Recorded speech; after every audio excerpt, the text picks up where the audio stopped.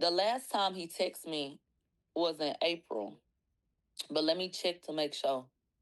But the last time he texted me, I believe, was in April, and he had sent me $20. Yeah. On March 30th, he sent me $20, and he said this is the only way I can send money. And then on April 11th, he said, "Blessed afternoon. They trying to break you, boo. You will not be broken. Pull up. Let's smoke. Let's chat." That was April 11th. You hear me? This man been trying to have conversations with me since March 5th of 2024. I have not answered this person or even responded or even double tapped since at least March of 2024. Do you know that? Shout out to you, little baby. You know who you are. God bless you. Do you know that I got a message this morning that said, "I really don't want to show you this or come to you with this shit, but I just think you should know." I'm like, what? Mike is doing content talking about the downfall of mob radio.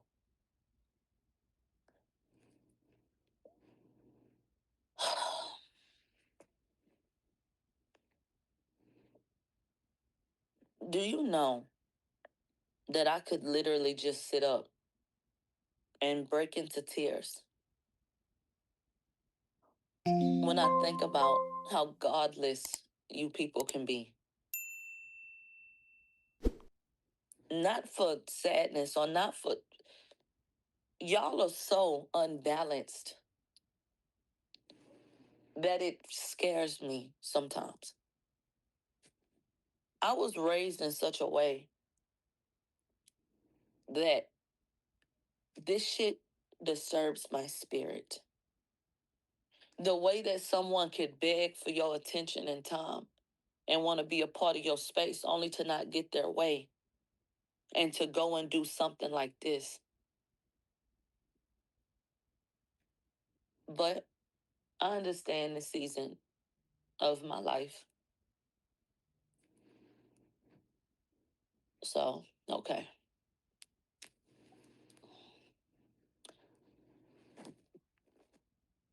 They said, "Millie, how do you trust anyone?" I don't. It's a very isolating feeling, too. I don't.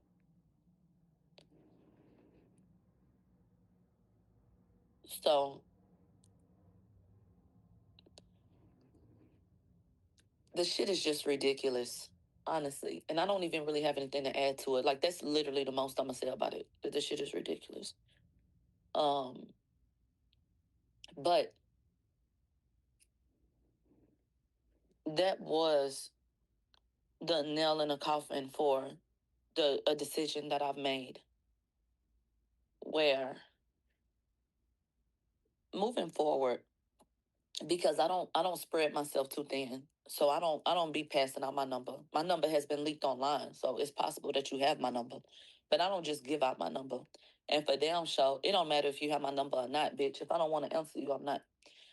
So, um, moving forward until I change my mind, unless I change my mind, there's gonna have to be more of a barrier between us. And that's not even a drastic change. Like that doesn't even mean I'll change the way I do my show. I'm talking about meeting and people feeling like they close to you.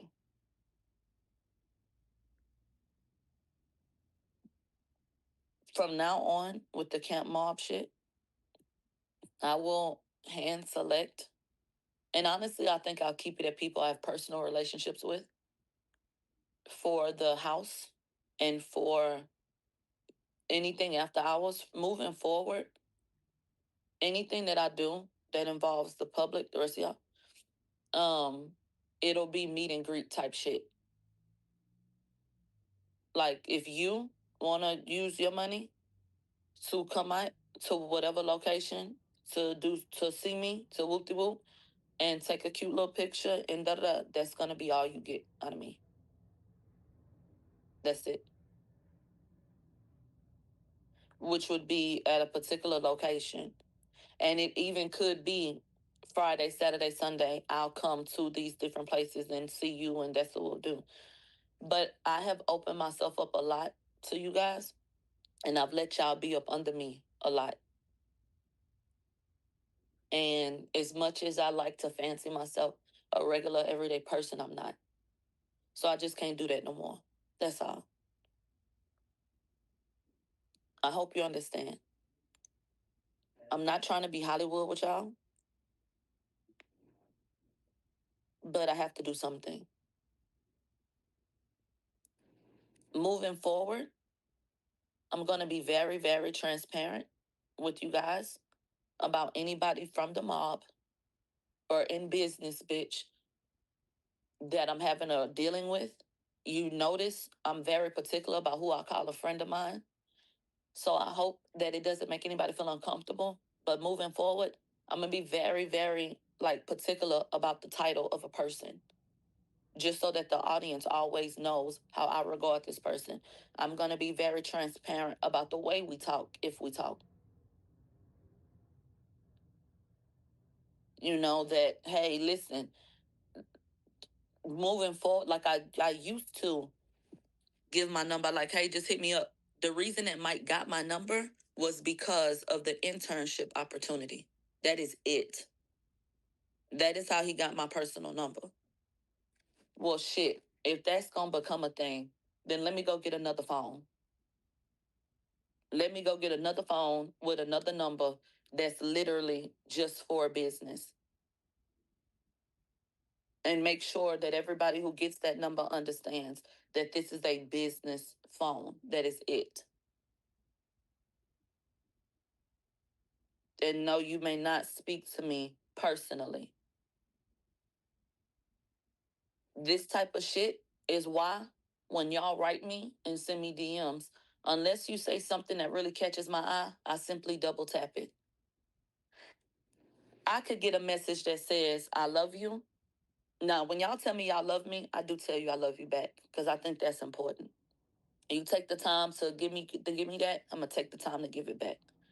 But you could tell me the sky is falling, and I'm gonna double tap that shit. You could tell me the nukes just went off, I'm gonna double tap that shit. You could tell me you're great, you double tap that shit. You know, because the way people take things and you know misconstrue them is crazy. Somebody's trying to have a moment, and you're gonna get blocked. But I'm gonna address what you said. They said you might not want to hear it, but you need to do some reflecting and think about how you treat people who support you. This ain't that. And I don't need to reflect on anything because what I know is that good spirits draw people who need to be healed. That's why the church house is full of sick ass people. That's like saying Jesus ain't do no good because there's so many people that still need help, that still sin. Those are not one and the same. So I don't need to reflect about a motherfucking thing. That was cute, but not cute enough. Close, but no coconut. I don't need to do a motherfucking thing because I don't need to internalize the few people out of the thousands, the tens of thousands that aren't weirdos. You understand that? There are too many people that are level headed, that get up, that go to work, that handle their business, that give me love and that pour into me for me to put them in the same box as a couple of weirdos who do shit like this. I just told you people tell me that they love me in my DM and I tell them, so if I'm getting love and if I'm getting built up, if I'm being encouraged by people of value, why would I put them in the same box or feel like I need to, that there's something wrong with me? Ain't a motherfucking thing wrong with me. There are just some people who need to go heal. There are some people who would do anything to be attached. There are some people who cannot deal with rejection. The common theme in a lot of these, huh? I'll tell them I said Happy Father's Day. Thank you. And so I don't need to do anything. I just need to focus on the people who are giving good energy. I need to focus on them more. I need to focus on the things that are vibrating high. I need to give more energy to. You know what I'm saying? The people who are actually giving love. And a common thread with a lot of people who get up and run their mouths is the fact that they cannot get or they can't get close to me.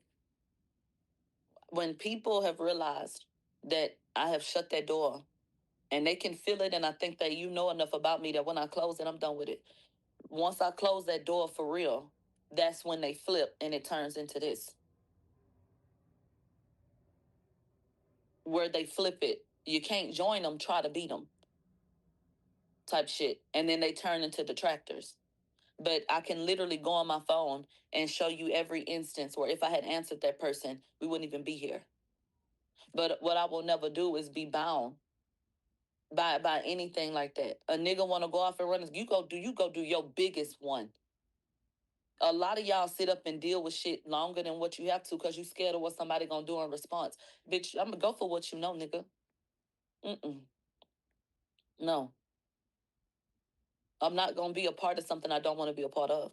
So if I don't want to answer somebody, if I don't want to have a rapport with somebody, if I don't have to.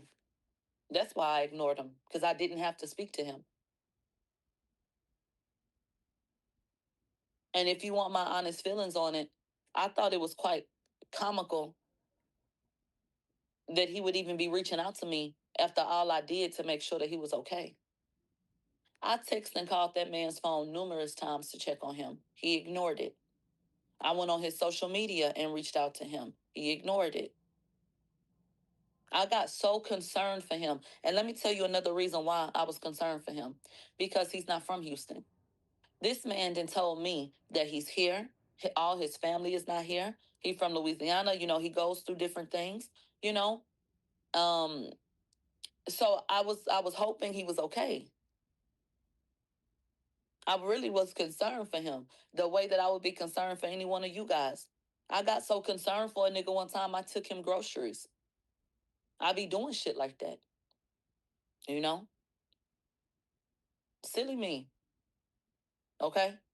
Right. And when Mike came back, right, that's how people fall through the cracks. Right. When Mike came back, he told us that he was suicidal and he had been battling mental health issues. So I had every reason to be concerned for him because that's what he claimed he was going through. And he had already shared that with me privately that he battled mental health issues. So I was really, really concerned for him when he literally seemingly fell off the face of the map. He was a very active person in these spaces, right? He said he had PTSD from the service, all kind of shit. So I was really concerned for him. I was really concerned for him, and I was praying that nothing had happened to him. But once I made that appointment and I knew he was okay, I could let it go.